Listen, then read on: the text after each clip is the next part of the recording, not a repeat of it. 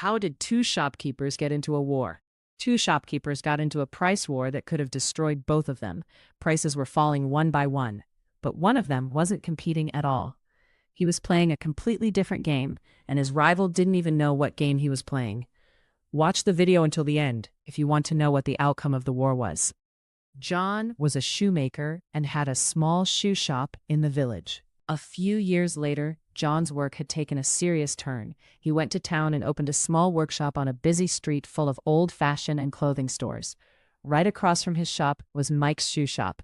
It was a local hangout for over 20 years. One day, John put up a sign in front of his shop. Shoe heel repair, $10, immediate delivery. Mike suddenly saw that the price was much lower than his own rate. The next day, Mike put up a sign, $8 heel repair, guaranteed quality. Gradually, more people came with broken shoes, but John Vulcan was not there. He replaced the sign. The heel repair was $6, fast and first class. Now Mike was really complaining. He hadn't seen a competitor like this in years. He lowered his price again. People were already rushing to get their shoes repaired. John changed his sign again, $4 heel repairs for a limited time only.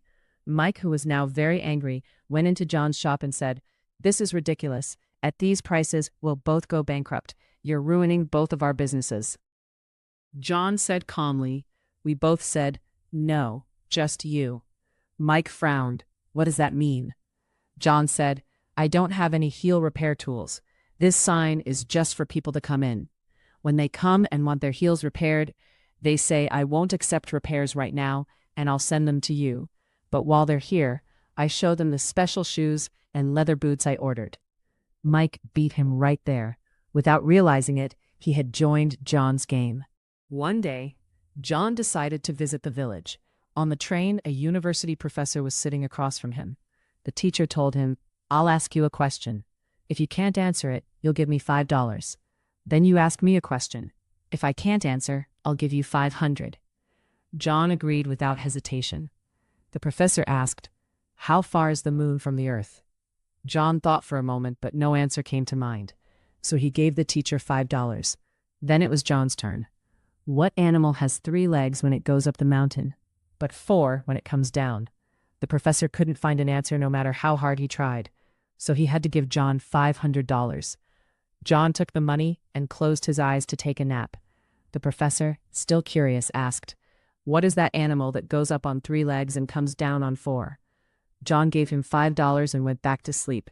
The teacher had given him a hard time, and he was thinking about John's approach to this issue. That's the thing. Success is not always about knowing more. It's about seeing better. Empty evidence is useless. The important thing is to understand people, recognize their motivations, and create rules that others are forced to play by. If you want to always see new content, follow us.